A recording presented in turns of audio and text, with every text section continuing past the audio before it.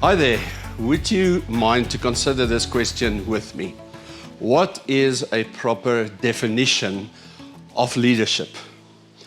I know that so many books have been written about this topic, but I'd like to share with you something of my own discovery. For me, leadership is the art of achieving bigger goals through people, through others. Now, let me just take you through the mindset that is behind these words. I think the first one is definitely that leadership is not a science. Leadership is an art form. It is influenced by the uniqueness of the artist. The leader actually determines the quality and the style of the leadership. There are many leadership principles, but actually in the application, just like playing a piano, you can put the same score in front of two different piano players, but they will express their artistic uniqueness in the way that they play. So leadership is an art form, and I think leadership is achieving. Leadership is action. Non-action never requires leadership. It's achieving, it's moving forward, it's actually goal-oriented. And I've discovered that the moment that you want to achieve a goal that is bigger than yourself, then you need people. You need to do it with people and through people. And the moment that you bring people into a particular team to achieve a goal, then leadership is required.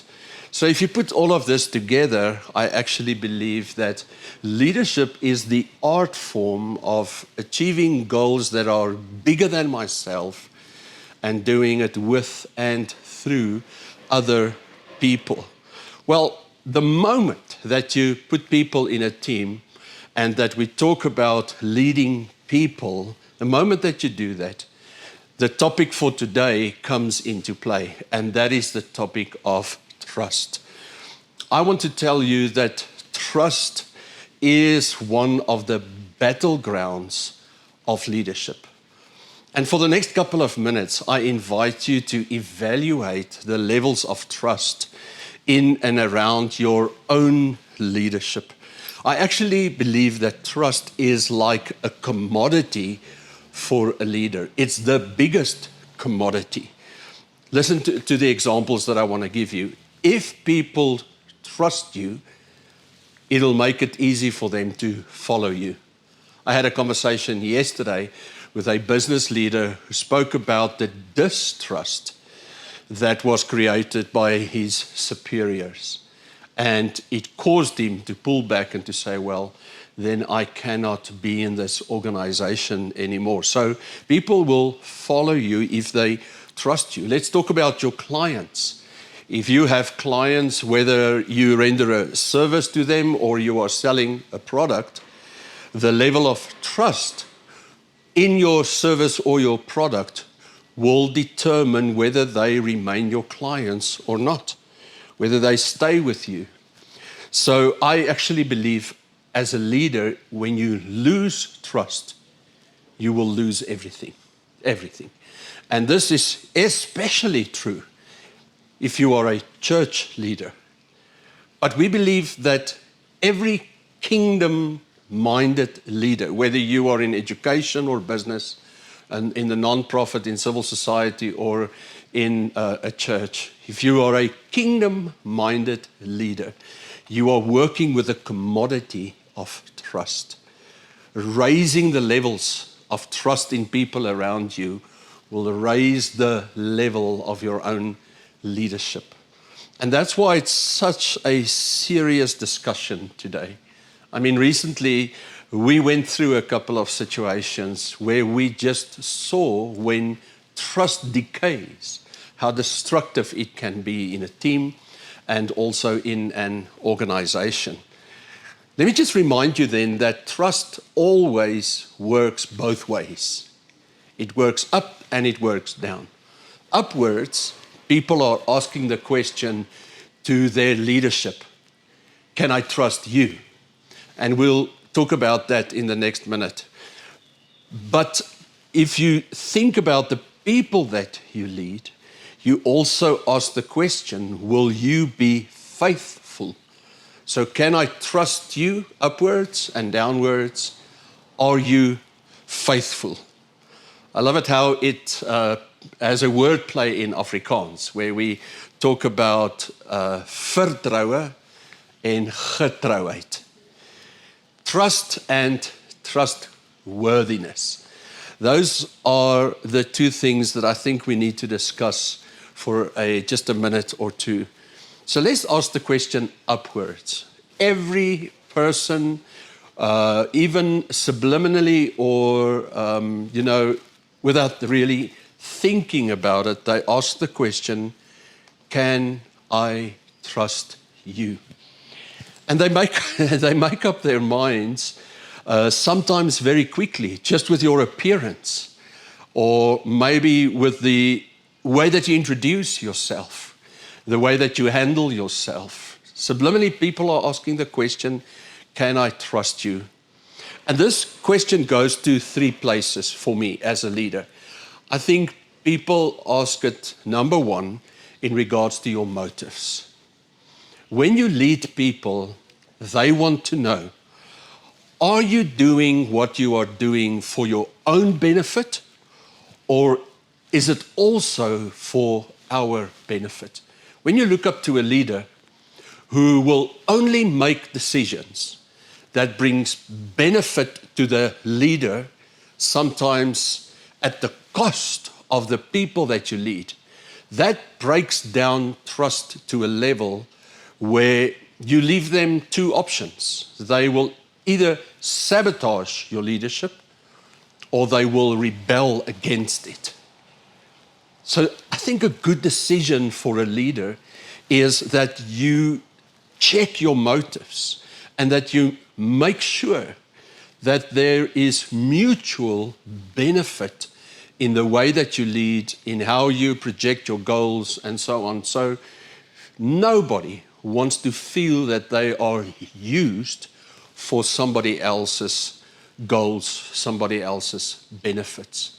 People want to feel that there will be benefit for the organization, but also for them. There will be benefit for the leader, but also for them. So that's on a motive level. The second level where trust is tested, people ask the question, can I trust you, is in regards to your values, to what is important to you, to what you value the most. And I'll give you an example of how they ask this question. They will ask the question, do the same rules apply to the leadership that apply to the followers? Can I trust you that you will also submit yourself to the rules that you expect others to do? And I'm telling you, it's one of the biggest trust builders for a leader if you show people that the expectation that you put on them, that you are willing to rise to the same level of expectation, the same level of sacrifice, or whatever the case may be. So not just are they asking, what are your motives? They are asking, what are your values?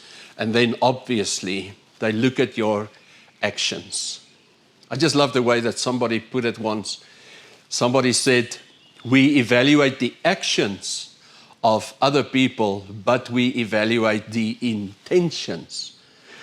So I can have good intentions, but people don't know my intentions and they don't follow my intentions, they follow my actions. Jesus made a comment when he said the following, let your yes be yes, and let your no be no. That means the simplicity of your actions is that you don't complicate or confuse people that today yes means yes and tomorrow no means no.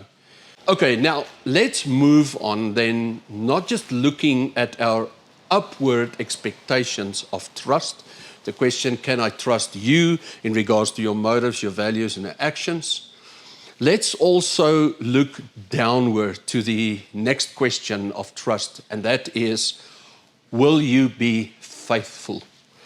Oh my word, what an incredible topic. Jesus made such a big issue about faithfulness. He spoke about being faithful in the little so that you can be trusted with much. I actually want to tell you that as a leader of people, it's the easiest thing on this planet that if I find faithfulness, that then I feel I can promote. You can never promote unfaithfulness. God also doesn't promote unfaithfulness. It actually talks about a stewardship mindset. The whole idea that I am reporting to a higher authority. Even for me as a leader, leading people, they are not my people. I don't own them. I don't even own the business or the ministry that I lead. I am a steward. I am reporting to God. I think about Colossians chapter 3, verse 23 and 24. Let me read it to you. Whatever you do, work at it with all your heart, as if you are working for the Lord and not for human masters. Even though I do report to a human person, my commitment, my motivation is that I'm working for the Lord. I want to please Him more than I want to please my leader. And that's why I bring everything that I have. Work at it with all of your heart. Put commitment into everything that you do and excellence. Because in the end, God's reputation is at play here. Since you know, you will receive an inheritance from the Lord as a reward. It is the Lord Jesus Christ that you are serving. Faithfulness comes from a worldview that God's honor plays into what I'm doing. I'm not just serving my organization, I'm serving God. And that means that I will be faithful to two things. I will be faithful to the cause, and I will be faithful to the team. So when I lead people, my expectation and my hope is, can I trust you to be faithful to the cause? Can I trust you that you will bring commitment, that you will bring your best? And number two, can I trust you that you will be faithful to us, to the team, and that you will make sure that the relationships, that connection between us for the cause, if the art of leadership is achieving through people, then trust gives the atmosphere in which teamwork can function. Trusting that if I pass the ball to the person next to me, that you will not fumble it. Trust that you will be faithful to do your best in terms of excellence, but also in terms of commitment. Now, guys, it's inevitable that you will end up in situations where trust levels are broken. It's inevitable. We make mistakes. We are human beings. And I just want to share with you that if it ever happens, you know, if you experience that you cannot trust upwards, or you've done something that people as a leader feel they cannot trust you, or maybe you were not faithful, let me just tell you that one act that breaks trust is not repaired with one act of trust building. I've got a metaphor for you. It's like taking a knife and just slicing into an onion. You don't know how many layers you went through with a knife.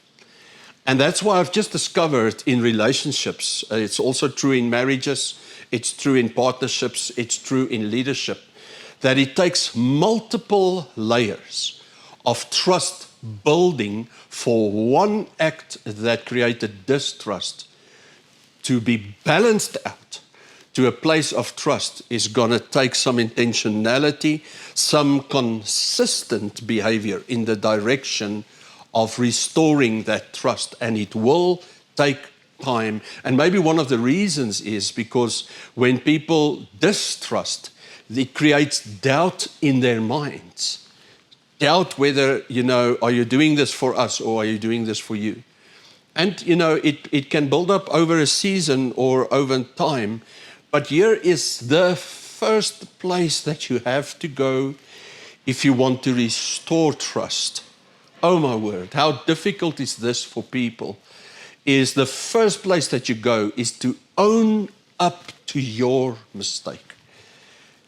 Is to face it, to look into the mirror and to say, I made a mistake. Unfortunately, instead of personal responsibility, we sometimes feel that we prefer to shift the blame, to say, no, it was somebody else's fault, or I couldn't help it, somebody else. Or if you are a leader and people around you make mistakes, then you say, it's just a team, it's not me. But as a leader, to own up to the responsibility and say, okay, even though one of the people that I lead have made the mistake, I will restore trust by saying, all right, it's my fault as the leader also. It was my responsibility. Owning up is such an important thing because it breaks the victim mentality that sometimes comes along when trust was broken. Then the other person responds negatively, and then you begin to feel like a victim. But how can you treat me? I've said I'm sorry. How can you treat me in this way? And that victim mentality or the sense of being a victim and blame shifting absolutely destroys trust even further. So I want to encourage you just to think about if trust is broken. Remember, it takes layers of trust building to restore it, intentionality and consistent behavior, and an attitude of owning up to the mistake. Constantly saying, yes, I take responsibility for my part in what happened, and then address it in regards to the relationship. For the last couple of minutes then, I just want to share with you one of the first expectations that the Doxa Deo movement has of its leaders. And you will find it in every one of our governance documents of the leadership processes in Doxa Deo. You will find the first wildly important goal for a leader is to build a healthy core of people who will then achieve what is necessary in that particular part of the organization. And if you think about building a healthy core and trust, let's just combine these two ideas.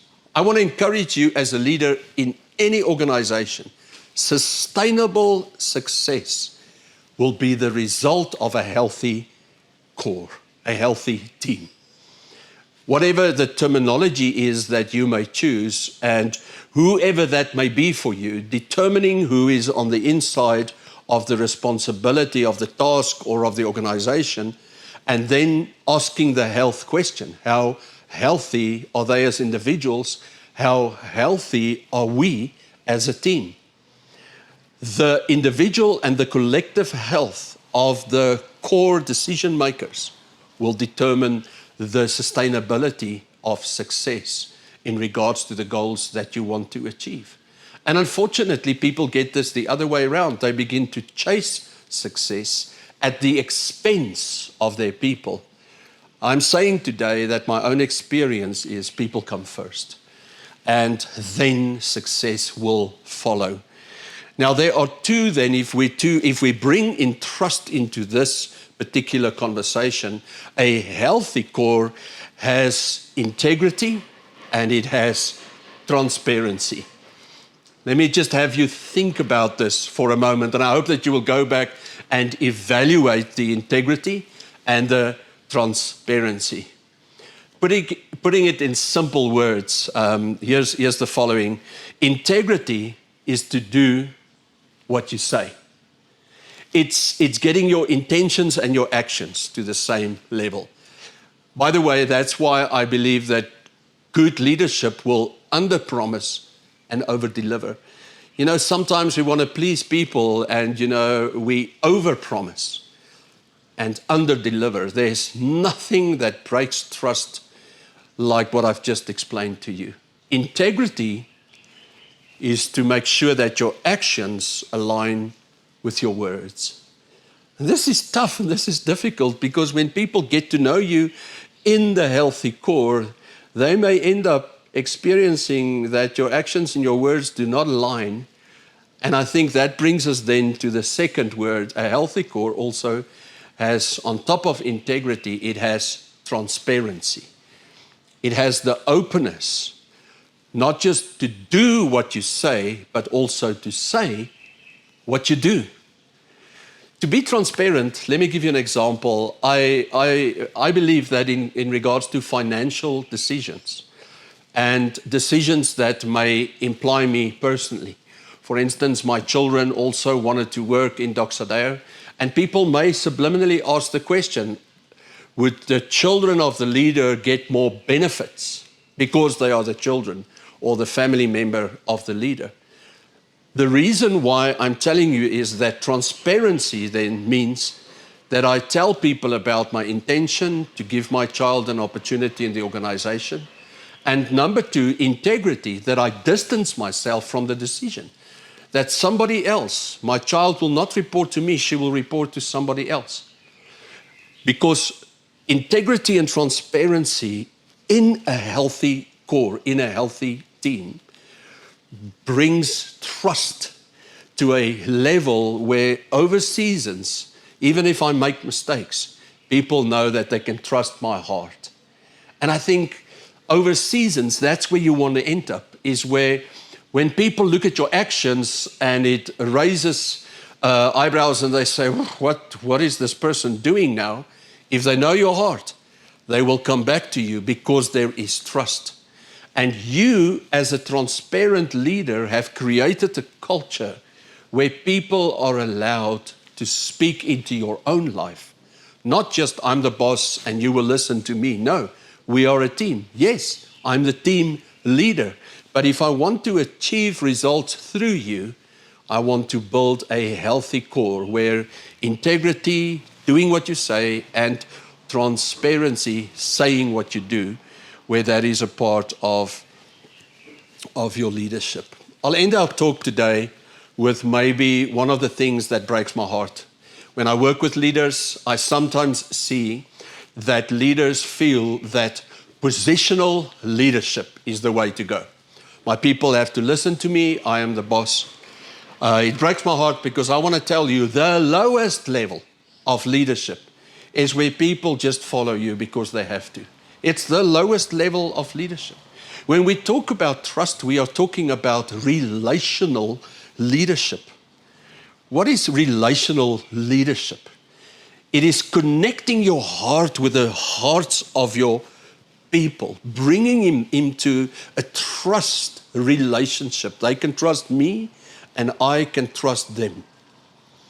And when that culture is created, people will commit to much higher levels of work ethic, of commitment to the team, because they feel that they can follow, not because they have to, but because they want to. Maybe that's the final indicator that you can take back to your people, is to ask the question, are they doing what they do because they have to, or is it out of fear, that when things go wrong, all hell will break loose around them? Or is it love? Is it commitment? Because I don't want to let you down. I want this relationship to become stronger, and that's why I'm doing my best. If leadership is the art form of achieving through people, trust is the commodity of leadership. And may our Heavenly Father bless you with higher and higher levels of trust in your team in this coming season. Amen. Thank you so much for listening to this podcast. The best thing that I think you can do with this content is to just take a couple of minutes, take a notebook and jot down the highlights and maybe 1 or 2 action steps. But probably on top of that, I want to remind you that you learn much more when you share it with others than you have by just listening to it. I want to challenge you to find somebody that you can share your own experience and maybe share some of the content. And may that release a new level, not just of understanding, but also of impact in your life.